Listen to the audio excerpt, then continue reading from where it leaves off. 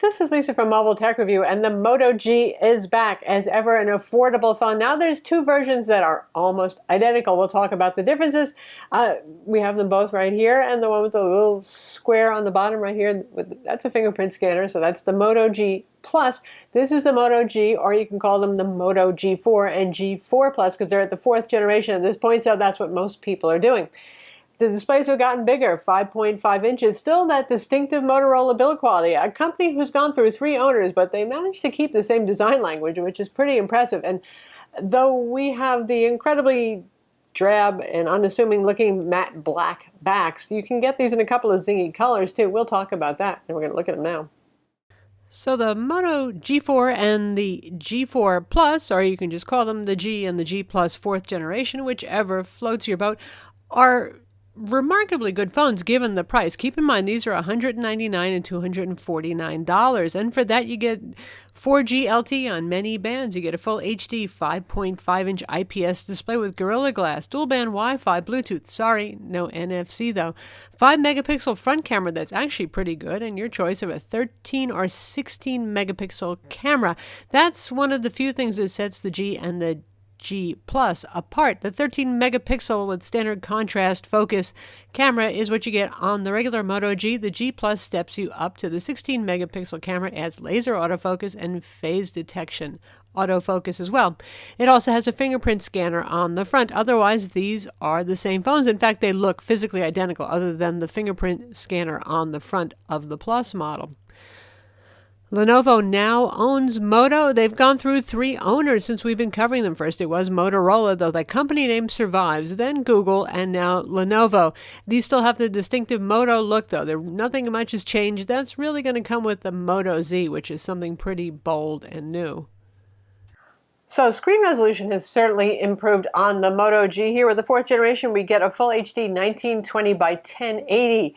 5.5-inch IPS display with Gorilla Glass 3. That's a perfectly fine resolution. Yes, you can get QHD resolution displays and even higher, but honestly, this is plenty high enough resolution. You're not going to see any pixels here. It's very pretty looking, whether you go with a stock muted home screen here or if you go for something a little bit more colorful. But speaking of that, now depending on the angle you look at it, this is a warm display no matter what, which means that whites have more towards a yellowish, orangish cast. Now it's really very subtle. I don't mean that white looks orange or something like that. If you view them off angle, the warm look will increase, however. And warm tends to actually be a little bit more towards accurate. The cool, bright whites that we see are not always the most accurate thing in the world. So anyway, it's very good for watching videos, particularly flesh tones look very rich and warm and natural. Nobody's going to look yellow, green, and sickly or anything like that here.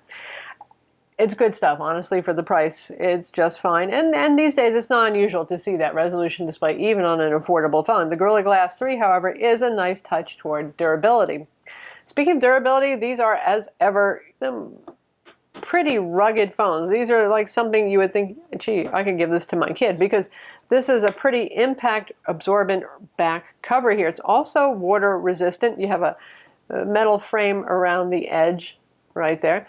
There's our USB, micro USB 2.0 port. No fancy USB-C here. We're talking about inexpensive phones though, aren't we? And on the side, you got your volume rocker, you got your power button. Headphone jack is right up top. See the distinctive Motorola look? It still carries over. The way that they do this band over here and the curves in 2 dimensions gives the phone a little bit of class. Now, the sides don't do as much curving. This isn't like the Moto X, which was the highest end of the phones to have this design. And the upcoming Moto Z is going to do something completely different. On the back here, we have our rear camera, and like I said, 13 or 16 megapixel, depending on whether you go for the G4 or the G4 Plus. Either way, you get a 2-tone LED flash on the back. You can take the back cover off, and you will take the back cover off to put it in your nano SIM card right here. There's actually a little plastic carrier that you pop out, and you'll put the SIM card in the carrier and stick the whole thing back in. And there's a microSD card slot compatible with cards up to 128 gigs. The loudspeaker on this is right here, and it's pretty loud and it's pretty full, honestly, especially considering the fact that this is a very affordable phone that we've got. So the Moto G Plus has the fingerprint scanner. It works very well. I'm quite pleased with how well it works, and I like the front placement because you don't actually have to pick up the phone, turn it over, anything like that to access the fingerprint scanner. However, because we have on-screen home, back, and multitasking buttons here, this doesn't act as the home button, but it's hard out of habit. You just want to touch it, and you think it's going to actually do something other than unlocking the phone. But it's the fingerprint scanner only. It's not a home button too. Moto does have a few customizations here. We got Android 6 Marshmallow, and it's very clean, and it's pretty much all standard looking stuff right here that you would expect.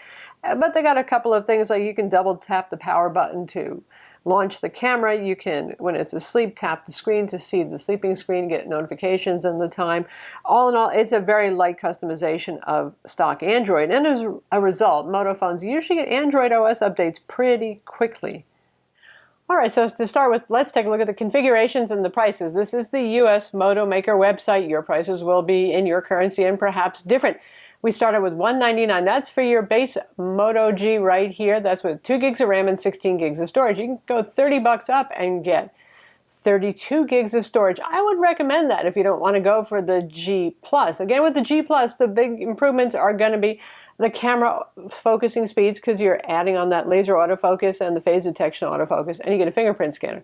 So for the G+, that starts out at $249, and that's a 16 gig model with 2 gigs of RAM, but you can go crazy and get 4 gigs of RAM and 64 gigs of storage if you want to add $100 to the price. At $349, that's getting a little bit pricey, but then that really bumps it up into some high-end kind of stuff there. So front color is black or white.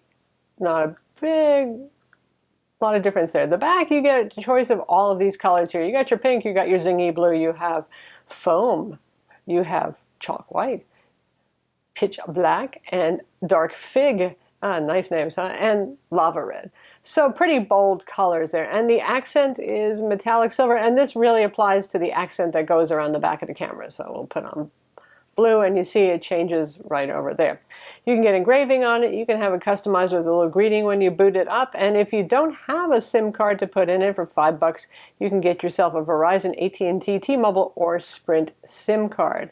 So there you go. There's all the different options and all the different pricing and a variety of colors that are available. Now, Moto phones, even the budget Moto E and Moto G, have been pretty snappy despite the fact that they have low to mid-range CPUs. Actually, this has a Snapdragon 617, which is a mid to the upper end of mid-range CPU going on here. You can get it with 2 gigs of RAM, and depending if you get the G+, you can get even more. But anyway, this feels sometimes a little bit sluggish, a little bit bulky in general when using the phone. The benchmarks are pretty much where we would expect them to be for the Snapdragon 617, which is to say, half the score of flagships, less than half the score, but still pretty good.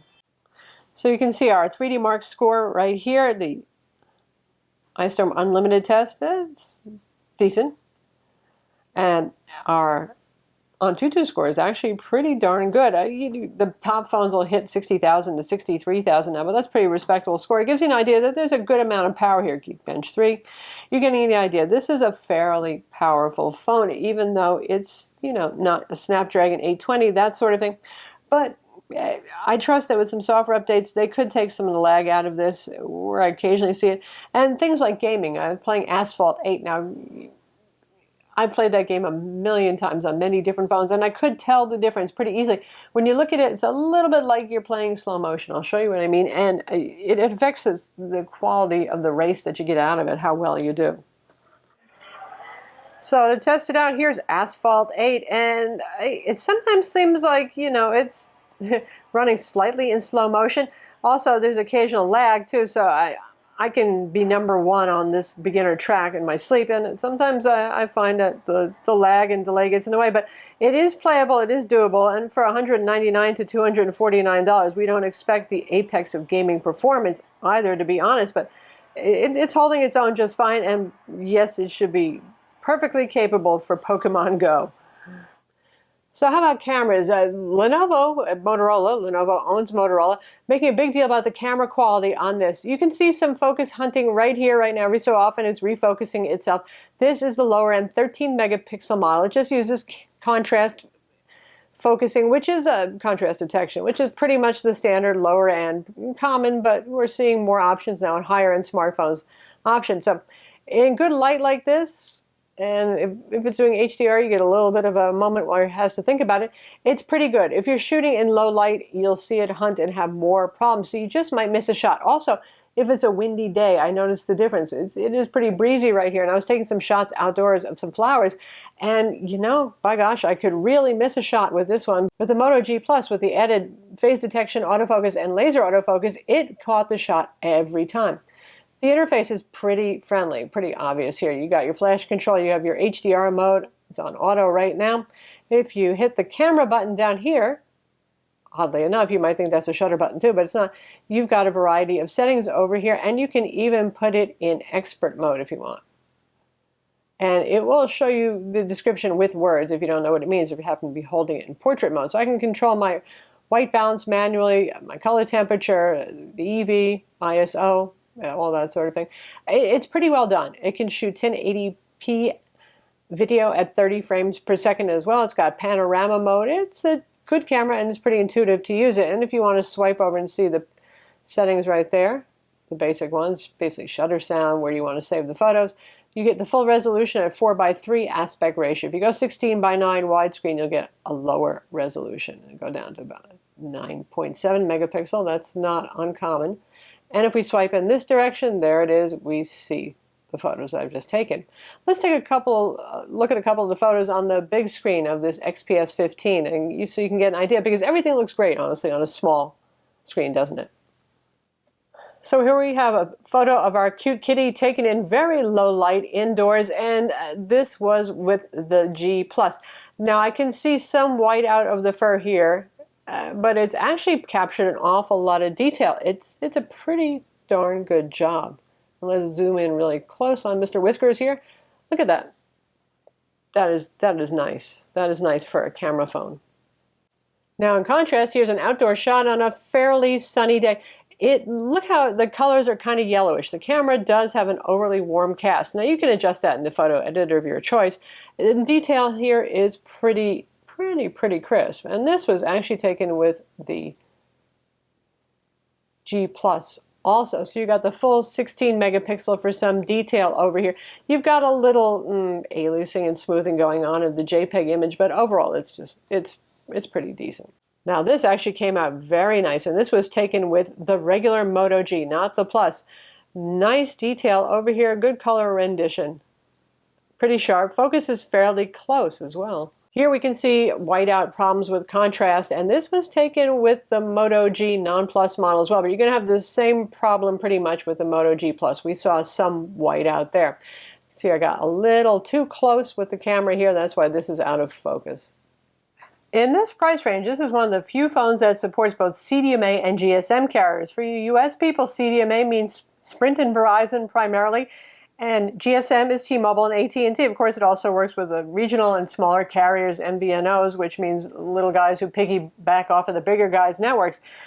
That in itself is pretty neat. I'm not going to list all the LTE bands. There are a lot of LTE Cat4 bands supported by this, around 13 or so, because people are watching this from all over the world, and there will be different models probably for different regions of the world, so the bands will vary slightly. Suffice it to say, wherever you live, it should cover just about everything. And it's unlocked, so you can put any carrier SIM in it. You don't have to get it unlocked. Pretty nice. Carrier independence. Big, easy to use dialer here. And we've tested this with T-Mobile, Verizon, and AT&T SIMs in the United States, and it worked just fine. It already has configuration information in the phone, so it self-configures. You don't have to worry about putting in your data settings, your MMS settings, any of that sort of stuff. And data speeds were par for the course for each of those carriers' networks, so it did as well as carrier-branded phones in that respect. Voice quality in the phone is good, but not fantastic. This is not a flagship phone, and Moto is reminding us of that. Everything is intelligible, everything is clear on both ends, but it sounds a little thin and a little bit tinny. Yeah. So it's usable. It's certainly usable. It's just not kind of rich and full and nice in that respect. So how about battery life? Here's where it's a good thing to not have a super duper high resolution display, and the Snapdragon 617 being a upper mid-range CPU is not as demanding as something like the Snapdragon 820. This 3000 milliamp battery, which is sealed inside, but not in the traditional way, because we took the back off right here, but here it is kind of permanently installed in the device. That 3,000 milliamp battery really lasts a long time with this phone. With heavy use, it went a day and a half, where I just kill any other phone by somewhere between dinner time and bedtime. So that's good stuff there. And with lighter use, good Lord knows, you could probably go 3 days on a charge with it. So good battery life here. And comes with Motorola's turbocharger too. The Moto G Plus comes with the turbocharger. In the United States, it seems the regular G4 also does. But it seems to depend on country, so no promises there. The G Plus will always get the turbocharger. You may or may not with the regular G4. You might have to buy it separately. Again, our US Model 1 did come with the turbocharger in the box, and Motorola's website for the US says, yes, you do get it. So there you have it, the Moto G4 and the Moto G4 Plus. Both of these will be available soon in the United States and around the world as well. Starting at $199 for the G4 and $249 for the G4 Plus, you're getting a lot of phone and some good quality and some good customer support and warranty options, particularly in some other countries where those things are a little bit more scarce, let's say.